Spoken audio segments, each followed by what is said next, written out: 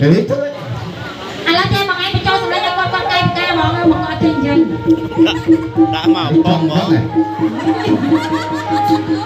đấy tạm môi cán móng cán không hey hả rồi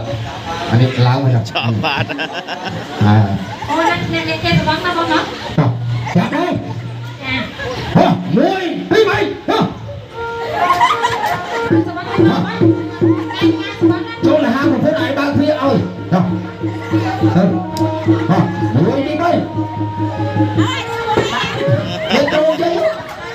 hả đâu môi đi mày hả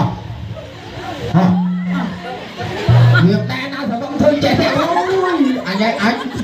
sẽ bắn trên nó bắn nó xong băng lên tôi cản chứ ô cả đấy đọc đâu môi đi mày hả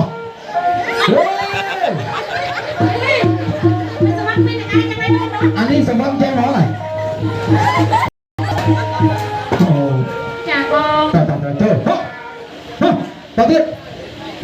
dây mày đâu dây thằng lấy gì bắn quá